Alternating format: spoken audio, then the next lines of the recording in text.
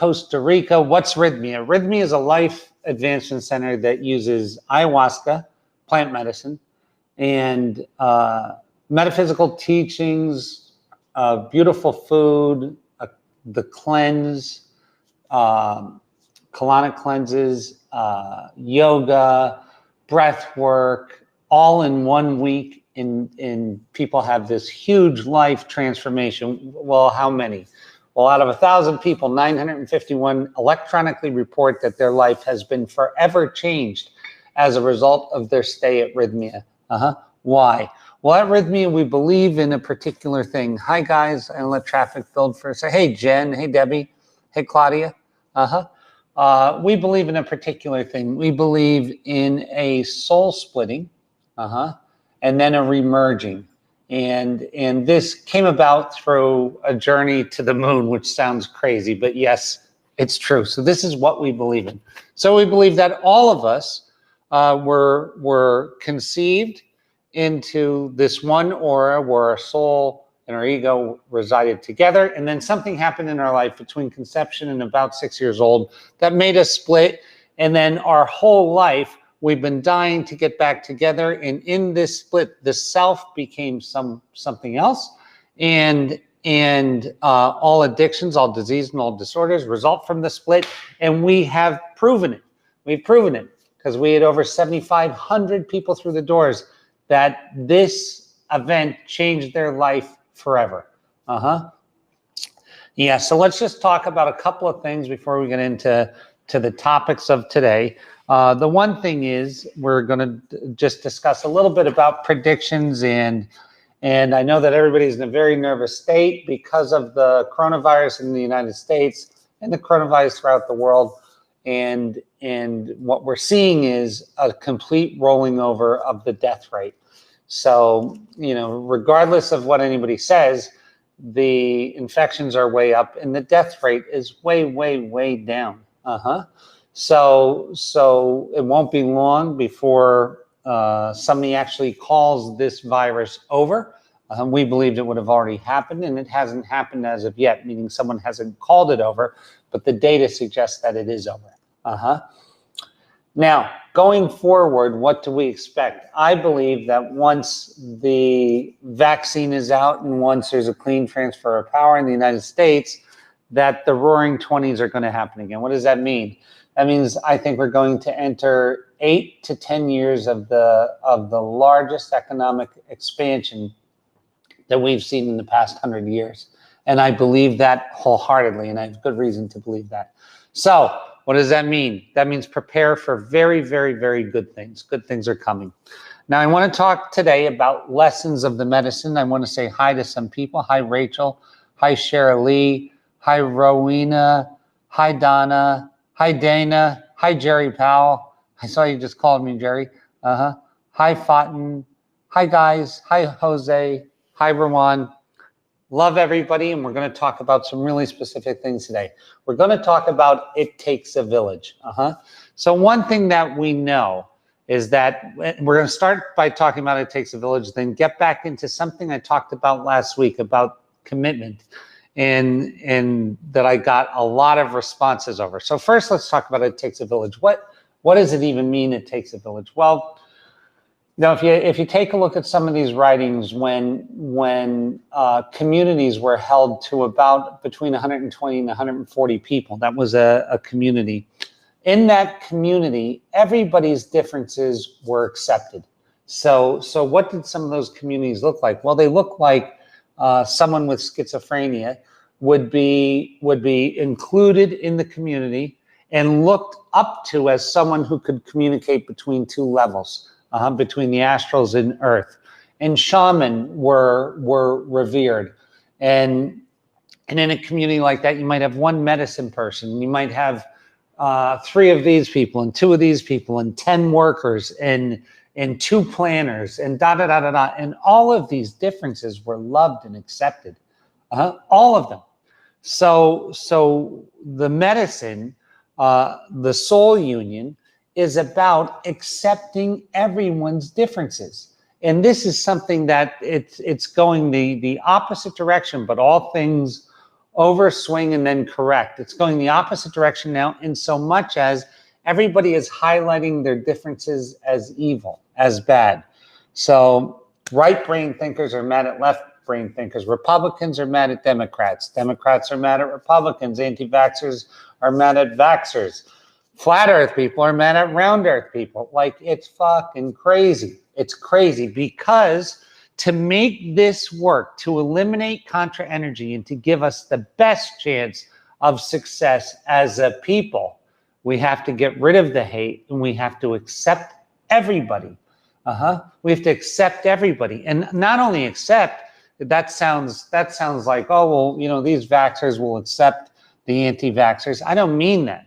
I mean, not only accept, love, do your best to understand their point of view. And the thing is, in all of these points of views, there's overlap. If you look, there's commonality. There might be 3/4 uncommon, but 1/4 is common. Go to that quarter and start there, and then work out.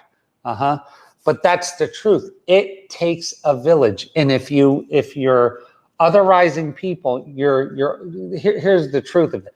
It starts with self. When you otherize yourself, the outpicturing of that is otherizing other people. So everything begins with things. So it does take a village, and I want everybody to be cognizant of that, because there's so much hate right now. There's so much hate, and at Rythmia, we hope that we are instruments of light. We would like to believe that, or at least instruments of truth. And in truth, there's love. So if love is truth, then that's the start of all things, right? So we want to make sure that we are inclusive of other people. I hear it all day long, how stupid these other people are. Like, from both sides, it's crazy. And I'm asking you, as fellows in this cause, to raise your vibration up and to include everyone. And you'll be surprised, these violent people that are seemingly violent, if you just ask them how they're feeling and why they think the way they do, they immediately soften up, because love is at the core of this whole thing. So allow for love, allow for understanding, and allow for acceptance. And now I want to talk about something that got a lot of attention, and certain things I say get more attention than others, and something that I was talking about last week got a whole lot of attention. I want to talk about it, about commitment, and what I talked about is one of the easiest ways to succeed in anything is to have this strong commitment where there's no contra energy in your commitment. So what does that look like? Well, what that does, so if we're living in a vibrational field, a field that's governed by frequency, which we are, and all of a sudden my vibration is so strong that it cuts through these other vibrations and creates an eddy. If you've ever seen somebody move their hand through water like this, what happens is the water swirls and comes back. And in my eddy, I'm garnering steam. So the universe, the waves are going like this with me. If you look at it like this, it looks toroidal, but if you look at it flat, it looks like this. And what happens is, when my vibration is so strong, when my intention is so uncluttered by question, that my vibration is so strong that I just keep pushing and pushing and pushing. And I'm not even doing the pushing, because just like drafting in NASCAR, at some point I take my foot off the gas and I'm being carried by the universe. And that people talk about as flow. It's really not.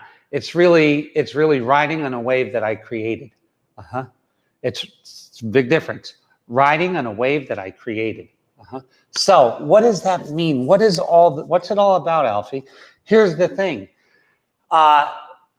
If we're in something and we have question about it, now we're doing something else. Now we're creating contra energy, so it shoots out and comes back at us.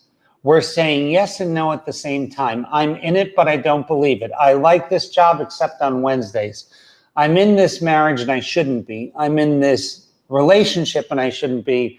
I'm doing this. I'm living in Texas and I shouldn't be. So if any of these things are in your life, what they're doing is they're inviting this contra energy.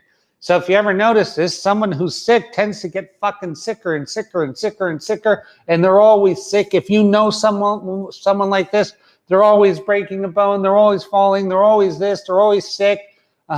Because in their indecision about sickness, they're inviting these things in. And I know that that sounds awfully harsh, but it's absolutely true. It's true. The same thing in our job. If we like our job, but we hate our company, boom, we have contra energy. So what I'm telling you is we're living in a universe that is governed by finite time on Earth.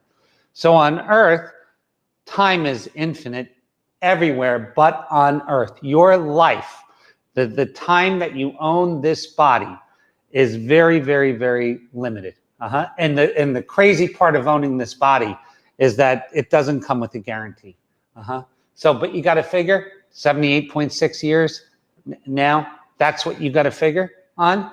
So instead of, and if you're real good at it, like if you eat good and think good and stay clean, maybe you can boost that by 10 years or 12 years.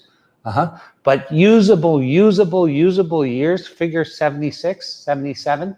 If that's all the fuck I have, I want to tell you what I don't want to have. I don't want to spend 3 years in indecision. And in this indecision, I'm inviting in all kinds of shit. Once I'm in indecisiveness, I'm inviting in all kinds of shit. Now, I got to say something. Once I'm decisive, initially, I get pushed back from the universe to test the frequency. It's how it works. The universe is constantly surveilling everything. It is. And it's looking at what's going to push forward.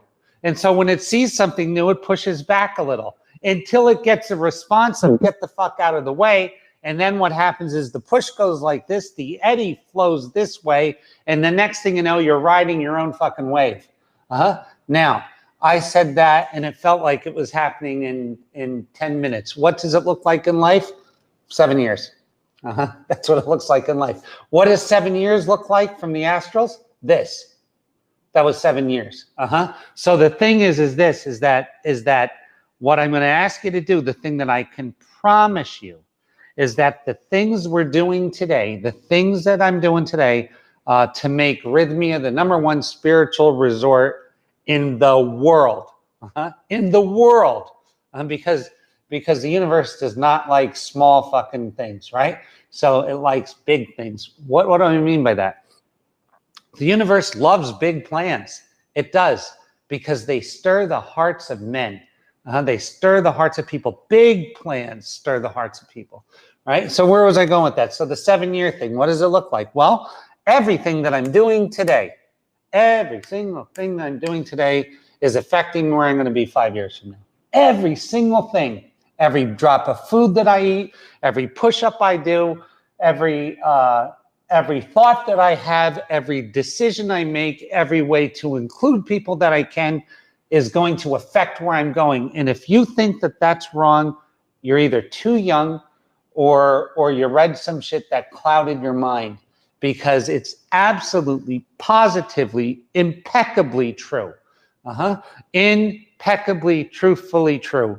Now, those are things. So let's say I'm doing those things, but I'm doing them and I'm doing the right things, but my being is not in the deal. What does that look like? So I'm with this person and I'm doing the right things, but my heart's not in it. I'm always thinking, I'm with Larry, but I'm thinking about Steve all the time. Ain't gonna fucking work. It ain't going to work. And if it does work and produces a result, the result's not real, and real results are unsustainable. Real results are unsustainable. I mean, fake results are unsustainable. Real results are sustainable. So what do I have to do? Well, I have to start with me, and then I can go to it. So I'm going to tell you something. I'm going to tell you, and this is the kind of conviction that sends a message to the universe that you're going to be around. I will fucking die trying to make this the greatest spiritual resort in the world, I will die. And when you get in a fight with someone who's willing to die for what they're doing, you better get in another fight, because they're gonna get you, right? So, but that is the kind of thing that we want in our relationships, in our job, in our vocation. I have 2 sons that I love dearly, and I'm terribly proud of both of them for different things. My one son is in the music business, Gerry, and when I watch what he did but here's the key to this, what he did in a decade, it was actually, I think, 11 years. So he's been playing music since he was 7 or 8. I think I bought him a guitar at 9 or whatever the fuck. But got serious about it at 19, and I think he's 29. 10 years of hard work, and he finally gets a gold record and a Grammy nomination. I'm super proud. But that overnight success, that 10 years of work is 10 years. To him, it feels awfully long, because they were the years of 20 to 30, right? Or 20 to 30, which are long years. They're beautifully long years. Fuck, I wish I had some of them back. But they felt long, but in hindsight, they look like this. 2 blinks. So what am I saying? So definitely, you have to remove all doubt. If there's doubt, you got to go backwards. Do I have doubt in me? Am I fractured in me? If I'm not fractured in me and I have doubt about this, I need to get the fuck out of this yesterday. Not tomorrow, yesterday. Why? Because I'm on a timeline of 70 some years. And I don't want to miss another fucking year of working in a job that I hate, of being in a marriage that I hate, of being in a career that I hate. Oh, but Gerry, I can't get out of my career. Even though I hate it, it pays my bills and my car and then you know what? You just put your fucking car as a higher importance than your soul. No wonder your soul's pissed at you. If your car is more important than your soul, you got a priority issue. You don't have a fucking career issue. You have a priority issue, because your soul should be first. Why? Because here's why. Because heaven on earth is working towards my heart's desire. Come again. Heaven on earth is working towards my heart's desire. So what does that mean? That means that once I had to come to Jesus with Gerry, and I knew that this is what my life was going to be about. It was going to be about helping people in this fucking beautiful place and with this beautiful experience at Rythmia. Once I knew that and I was working towards it, I was in heaven.